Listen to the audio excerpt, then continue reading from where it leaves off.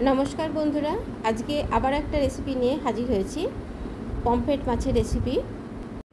पम्फ्रेट माछेर अनेक रेसिपि खेয়েছো किन्तु এই रेसिपिटा एकेबारेই नतून धरनेर एक रेसिपि। आमी पम्फ्रेट माछटा खूब भालो करे परिष्कार करे निয়েছি। एबार एक छुरिर साहाज्ये पम्फ्रेट माछगुलो दु साइडे काट লাগিয়ে नेब ठीक এই রকম। एर फले मैरिनेट करार फले खूब भालो करे मशलाटा भेतरे ढुकबे। एबार आमी सामान्य लवण, सामान्य गोलमरिचेर गुड़ो एवं खूब सामान्य काश्मीरी लाल लंकार गुड़ो दिए आमी मैरिनेट करे नेब। এই मैरिनेट करे অন্ততপক্ষে आध घंटा रेखे दिते हबे। এটা खूब भालो करे मैरिनेट करते हबे अर्थात माखिয়ে নিতে হবে যাতে গোলমরিচগুলো এবং লবণ মাছের ভেতরে ঢোকে। এই পমফ্রেট মাছ যেহেতু সামুদ্রিক মাছ তাই এই মাছে কিন্তু লবণ খুব একটা লাগে না, খুব সামান্যই লবণ লাগে, সেই কারণে একটু কিন্তু বুঝিয়ে দিতে হবে। এবার পমফ্রেট মাছগুলো আমি ভেজে নেব। খুব সামান্য তেল দিয়ে দু পিঠ একটু ভালো করে ভেজে নিতে হবে। এটা খুব বেশি তেল দিয়ে ডিপ ফ্রাই করার দরকার নেই, কারণ পমফ্রেট মাছ কিন্তু খুব নরম মাছ।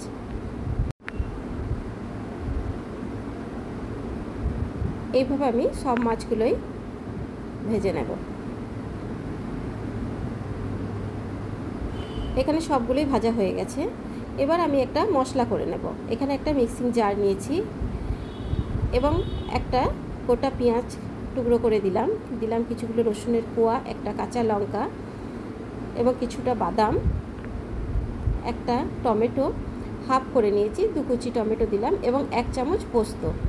এবার এর একটা মিহি পেস্ট আমি তৈরি করে নেব।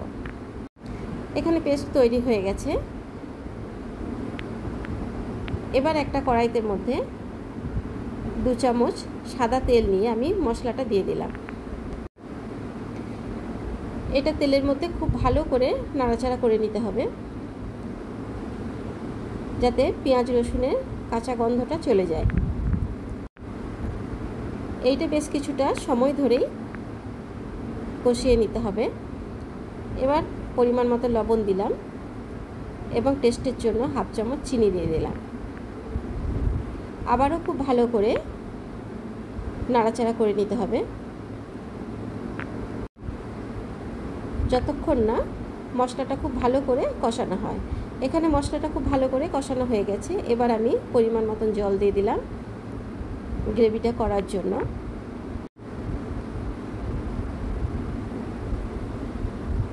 এই গ্রেভিটা খুব ভালো করে ফুটিয়ে নিতে হবে। এখানে খুব ভালো করে ফুটে গেছে। এবার এই ভেজে রাখা মাছগুলো আমি দিয়ে দিলাম। এই মাছগুলো দেওয়ার পর খুব বেশিক্ষণ কিন্তু ফোটানো যাবে না, কারণ পমফ্রেট মাছ আগেই বললাম যে খুব নরম মাছ। 5-7 মিনিট একটু ফুটে যাওয়ার পরে আমি নামিয়ে নিচ্ছি।